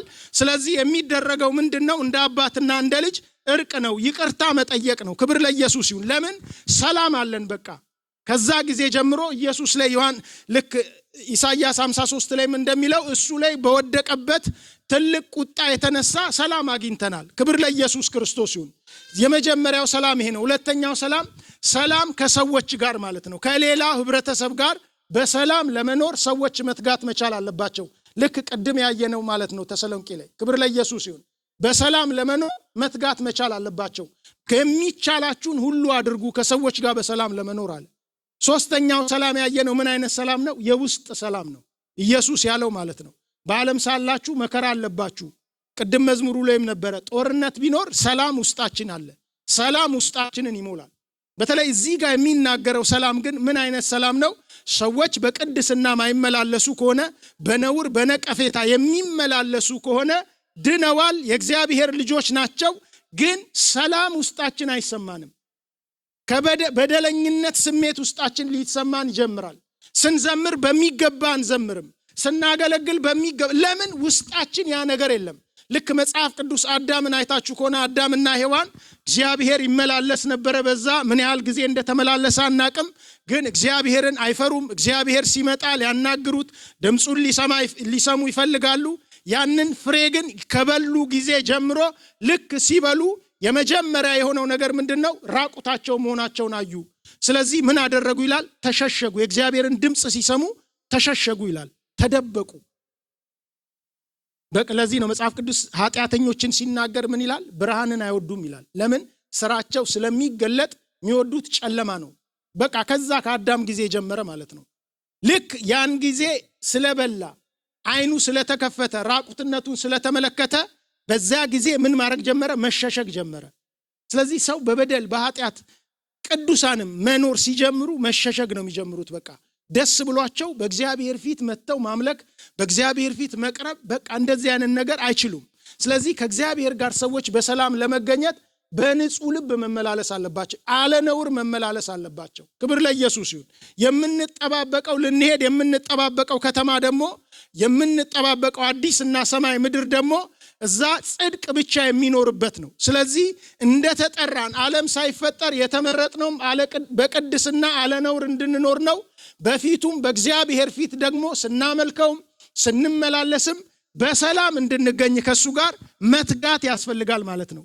በቅድስና ለመመላለስ በንጹህ ልብ ለመመላለስ ክብር ለኢየሱስ ክርስቶስ ይሁን። በእንደዚህ አይነት ነገር ለመመላለስ ሰዎች መትጋት መቻል አለባቸው ማለት ነው። ክብር ለኢየሱስ ክርስቶስ ይሁን።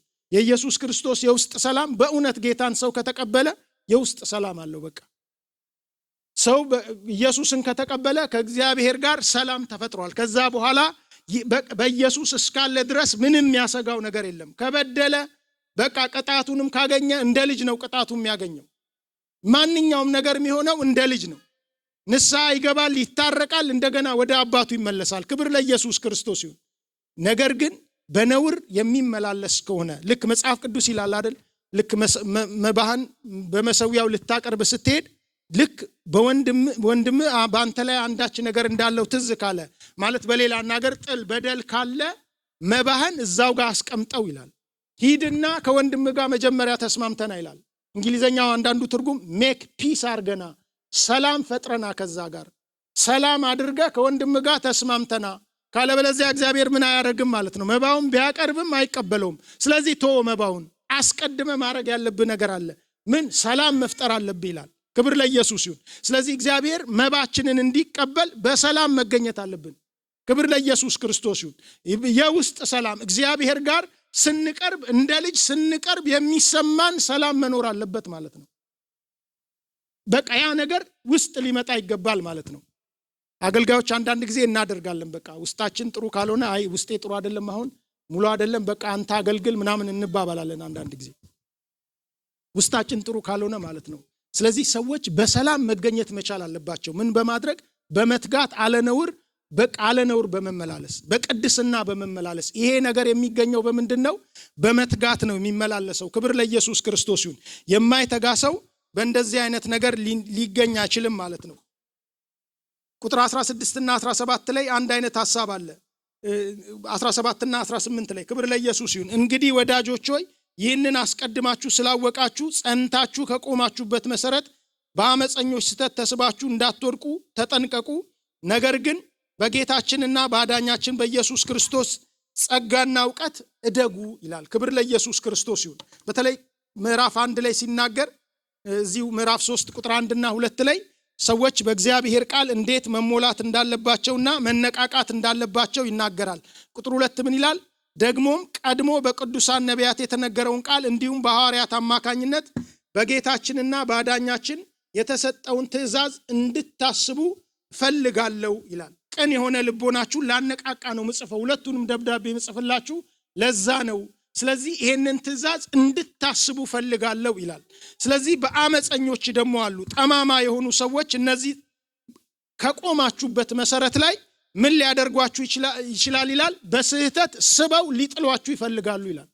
ስለዚህ ተስባችሁ እንዳትወርቁ ምን አድርጉ ይላል እነዚህ ነገሮች እወቁ። የትኛውን ነገር በመጨረሻ ዘመን ዘባቾች እንደሚነሱ ኢየሱስ ክርስቶስን መምጣት እንዳናስብ የሚያደርጉ ሰዎች የማያደርግ ስብከት ከምድር ጋር ብቻ እንድንገናኝ የሚያደርግ ሰላማችን መባረካችን በዚህ ምድር ላይ ያለን ነገር በቃ ከእግዚአብሔር ከኛ ጋር መኖር አለመኖሩን ካልኩሌት እንድናደርግ የሚያደርግ አይነት ስብከት ትምህርት እንደዚህ አይነት መመላለስ ሰው ድሃ ከሆነ ሰው በሆነ ችግርና መከራ ውስጥ የገባ ከሆነ በቃ ከእግዚአብሔር ጋር ትክክለኛ ህብረት ስለሌለ ነው የሚል ስብከት ትምህርት የሚሰብኩ ሰዎች ኢየሱስ ክርስቶስ እንደሚመጣ እንዳናስብ ወደ ሌላ ወደ ዓለማዊ ነገር የሚወስዱ ዘባቾች እንደሚመጡ ስለምታውቁ ማወቅ አለባችሁ ይላል።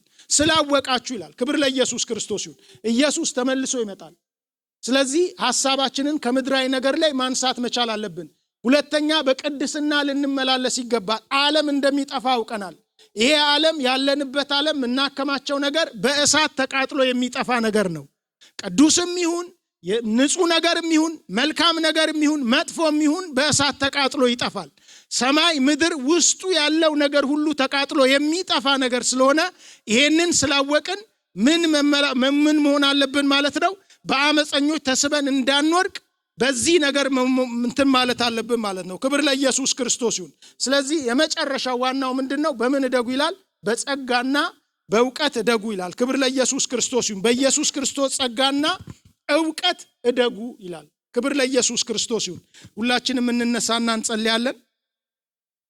ትንሽ ጊዜ ወስጃለሁ። ክብር ለኢየሱስ ክርስቶስ ይሁን። እግዚአብሔር መልካም ነው። እግዚአብሔር ስለሚወደን ይናገራል። ክብር ለኢየሱስ ይሁን። እግዚአብሔር ስለሚወደን እንደ ልጅ ተናግሮናል። እግዚአብሔር ይወደናል። በዚህ መጨረሻው ዘመን እግዚአብሔር እንድንዘጋጅ ይፈልጋል። እንድትዘጋጁ ይፈልጋል። እንድትጠባበቁ ይፈልጋል። ክብር ለኢየሱስ ክርስቶስ ይሁን። ኢየሱስ ክርስቶስ ጌታ ነው። እስቲ እግዚአብሔርን እናመሰግናለን። ስለ ቃል ተመስገን በሉት። እስቲ ስለሰማችሁ ይሄንን ቃል ስለሰማችሁ አመሰግናለሁ በሉት። እስቲ ጌታን አመሰግናለሁ በሉት። ስላሰማኸኝ አመሰግናለሁ። እግዚአብሔር ከናንተ ጋር አለ ማለት ነው። ክብር ለኢየሱስ ይሁን። እግዚአብሔር ከኛ ጋር አለ። ይሄንን ቃል እንድናስብ ያደረገን እግዚአብሔር ከኛ ጋር አለ። ክብር ለኢየሱስ ይሁን። እናመሰግናለን የዘላለም አምላክ እግዚአብሔር። በኢየሱስ ክርስቶስ ስም ክብር ሁሉ ላንተ ይሁን። እንደ ልጅ ስላየህን የክብር አምላክ እግዚአብሔር ከሰጠህን ተስፋ ምንም እንዳይጎልብን ፈልገ ስለተናገርከን በኢየሱስ ክርስቶስ ስም እናመሰግናለን፣ እናከብረሃለን። በኢየሱስ ክርስቶስ ስም ክብር ሁሉ ላንተ ይሁን። ከተሰጠው ተስፋ ምንም እንዳይጎልባችሁ ስለፈለገ እግዚአብሔር ተናግሯቸዋል። ክብር ለኢየሱስ ይሁን። በአዲስ ሰማይና ምድርን የምትጠባበቁ ስለሆናችሁ እዛ ውስጥ እንድትገኙ ለዛ የሚገባ ኑሮ እንድትኖሩ ተናግሯቸዋል። ክብር ለኢየሱስ ክርስቶስ ይሁን። እግዚአብሔር የዘላለም አምላክ በጌታ በኢየሱስ ክርስቶስ ስም ሕዝብ በደም የተዋጀውን ሕዝብህን የክብር አምላክ እግዚአብሔር ይህንን ነገር ማሰብ እንዲችሉ እግዚአብሔር የዘላለም አምላክ በውስጣቸው እንዲገዛ በዚህ ሰዓት በኢየሱስ ክርስቶስ ስም እንጸልያለን። ብዙዎችን እንደረዳ እግዚአብሔር የዘላለም አምላክ ብዙዎችን ሕያው ምስክር አድርገ እንዳቆምክ በኢየሱስ ክርስቶስ ስም የዘላለም አምላክ እግዚአብሔር የሚረዳው ጸጋ እያንዳንዳችንን እንዲያገኝ የዘላለም አምላክ እግዚአብሔር በጌታ በኢየሱስ ክርስቶስ ስም የአንድ ወቅት ሐሳብ እንዳይሆንብን እግዚአብሔር ከኛ የሚወሰድ ሐሳብ እንዳይሆንብን ሁሌ የምናስበው ሐሳብ እንዲሆን እንጸልያለን። እስቲ ጸልዩ። ይሄ ብዙ ጊዜ ድካማችን ነው። ክብር ለኢየሱስ ይሁን። ኢየሱስ ይመጣል ተብሎ ሲታሰብ አንድ ሰሞነኛ ይሆናል፣ በቃ ከዛ ይረሳል። እስቲ በሉ ጌታ ይሄንን ነገር በቃ ማሰብ ማሰላሰል እንድችል እርዳኝ እስቲ በሉት ጌታ። በቃ እኔ ድካሜን አውቃለሁ ጌታ ሆይ በሉት። ንገሩት ለጌታ አውቃለሁ ድካሜን እርዳኝ እስቲ በሉት። በዚህ ሰዓት የሚረዳ ጸጋ አለ። ክብር ለኢየሱስ ይሁን። የሚያግዘን ላዲቮሴ ፕራኒሞትራዲያስ የምታግዝ ድካማችንን የምታውቅ የክብር አምላክ እግዚአብሔር በኢየሱስ ስም ይሄንን ነገር ሁሉ ጊዜ እንድናስብ የዘላለም አምላክ እግዚአብሔር ቅን ልቦናችንን በዚህ ሐሳብ፣ በዚህ ቃል፣ በዚህ መንፈስ ማነቃቃት ሁሉ ጊዜ እንድንችል በጌታ በኢየሱስ ክርስቶስ ስም ይህንን ሐሳብ ውስጣችን እንድትጨምር እንጸልያለን። በኢየሱስ ስም ከእኛ ጋር አብሮን እንዲኖር እንጸልያለን። የዘላለም አምላክ እግዚአብሔር ደግሞም በቅድስና አንተን በመፍራት በእውነተኛ መንፈሳዊነት እንድንመላለስ በጌታ በኢየሱስ ስም ጸጋ እንዲያግዘን እንጸልያለን። የሚረዳ ጸጋ አለ። ክብር ለኢየሱስ ይሁን። የጸጋው ዙፋን ክፍት ሆኖ ለቅዱሳን ለደካሞች ክፍት ሆኗል። ለእናንተ ክፍት ሆኗል።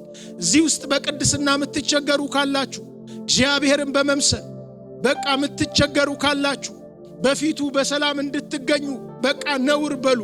ነቀፋ የሚያስቸግራችሁ ካላችሁ የእግዚአብሔር በቃ ክብር ለኢየሱስ ይሁን። የጸጋው ዙፋን ክፍት ነው። የሚረዳንን ጸጋ እንድንቀበል ክፍት ነው። ክብር ለኢየሱስ ይሁን። በጌታ በኢየሱስ ስም የሚረዳን ጸጋ ይለቀቅ። እግዚአብሔር የዘላለም አምላክ በክስ ያሉ ሰላማቸውን ያጡ ቢኖሩ በእግዚአብሔር ልጅ በኢየሱስ ክርስቶስ ስም የሚረዳቸው ጸጋ በዚህ ሰዓት እንዲያገኛቸው እንጸልያለን። የሚያግዝ ጸጋ እግዚአብሔር የክብር አምላክ የሚያነሳ ጸጋ በኢየሱስ ስም እንዲመጣ እንጸልያለን። የሚያግዝ ጸጋ በኃይል በኢየሱስ ክርስቶስ ስም ይለቀቅ። በቅድስና የሚቸገሩ ቢኖሩ እግዚአብሔር የዘላለም አምላክ የጸጋ ጉልበት ሬላቮሲ ፕራኒሞትራዲያስ እጆቻችንን አንስተን እንጸልያለን። እግዚአብሔር ጸጋ ያስታጥቀናል። ክብር ለኢየሱስ ክርስቶስ ይሁን። ጸጋን እንድንቀበል በእግዚአብሔር ፊት በድፍረት በቃ በእምነት አባታችን እንደሆነ ክብር ለኢየሱስ ክርስቶስ ይሁን እንቀርባለን። እግዚአብሔር ጸጋውን ያበዛል። በኢየሱስ ክርስቶስ ስም የዘላለም አምላክ እግዚአብሔር በጌታ በኢየሱስ ስም የጸጋ ጉልበት እንዲያገኛቸው እንጸልያለን። ምልክትን እንድትሰጣቸው ሌዳር ከማሃዱስ ታልቬኔሜትራዲያስ የጸጋ ጉልበት በኃይል እንዲያገኛቸው እግዚአብሔር የዘላለም አምላክ ከዚህ ቀን ጀምሮ በኢየሱስ ክርስቶስ ስም በጌታ በኢየሱስ ስም አዲስ ጉልበት ውስጣቸው እንዲመጣ አዲስ ኃይል በኢየሱስ ስም እንዲቀበሉ እንጸልያለን። እግዚአብሔር የክብር አምላክ ማሸነፍ የሚችሉበት የዘላለም አምላክ እግዚአብሔር በሰላም የሚሞሉበት የመንፈስ ኃይል እንዲያገኛቸው እንጸልያለን። የመንፈስ ቅዱስ ኃይል የዘላለም አምላክ እግዚአብሔር መንፈስ ቅዱስ በእናንተ ላይ በወረደ ጊዜ ኃይልን ትቀበላላችሁ ተብሎ እንደተጻፈ በጌታ በኢየሱስ ክርስቶስ ስም እግዚአብሔር ለደካማ ኃይልን የምትሰጥ በኢየሱስ ስም የመንፈስ ኃይል በእነሱ ላይ ይምጣ። በጌታ በኢየሱስ ስም የጸጋ ጉልበት እንዲያግዛቸው እግዚአብሔር መነቃቃት መነሳሳት እንዲሆን በኢየሱስ ስም እንጸልያለን። መነቃቃት በኢየሱስ ክርስቶስ ስም ይሁን። እግዚአብሔር ይረዳቸዋል። ክብር ለኢየሱስ ይሁን። እግዚአብሔር ጸጋውን መልቀቅ ይጀምራል። ክብር ለኢየሱስ ክርስቶስ ይሁን። የወደቀ ይነሳ። በክስ ያላችሁ አንዴ ንስሐ ግቡ፣ ከዛ መሮጥ ጀምሩ። ክብር ለኢየሱስ ክርስቶስ ይሁን። እግዚአብሔር አባታችሁ ነው። ኢየሱስ ክርስቶስ ጌታ ነው። ዓለም ሳይፈጠር አስቀድሞ የወሰነውን እንድትኖሩ ጸጋውን ያበዛል። ክብር ለኢየሱስ ይሁን።